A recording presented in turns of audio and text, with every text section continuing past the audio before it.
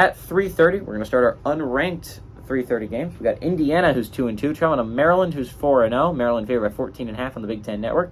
Taven Jackson for the Hoosiers has gone 54-86, thrown for 749 yards, 2 touchdowns, 2 interceptions. Jalen Lucas has had 42 carries for 184 yards and 2 touchdowns on the ground. And Cam Campers had 13 catches for 249 yards and a touchdown.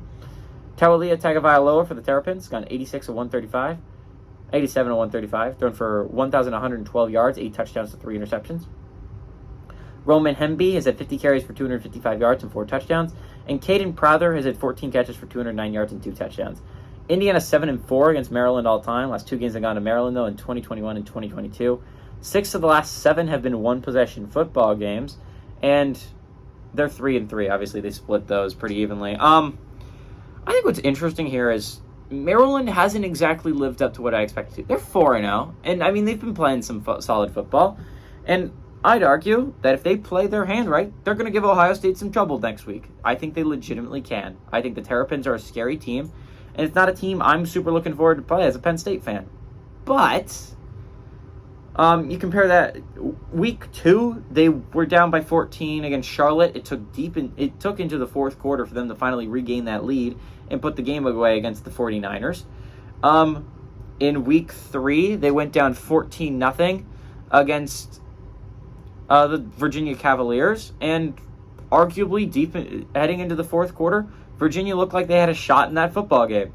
So Maryland, I mean, hasn't played phenomenally well just to start the year. And then obviously look at last week. If you just look at the box score, it looks like Maryland dominated, and they kind of did over Michigan State.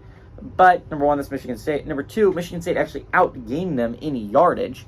It's just Michigan State committed 5 turnovers. And when you commit 5 turnovers, you're not winning a whole bunch of football games.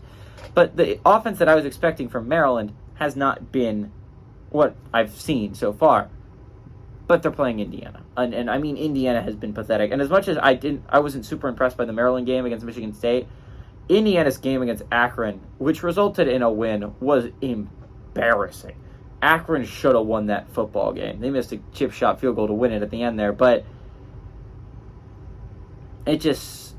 Indiana played awfully. There was one play in overtime where there was a guy on the right side of the football field. No one was on the right side of the football field. If Taven Jackson just flips it out there to his running back, it's a touchdown. I mean, he gets the 2-point conversion or whatever. You know, he wins it. He didn't do that, and they let Akron stay in the game longer. It was really bad quarterback play. Not as bad as Sorsby quarterback play, but Jackson did not play great football.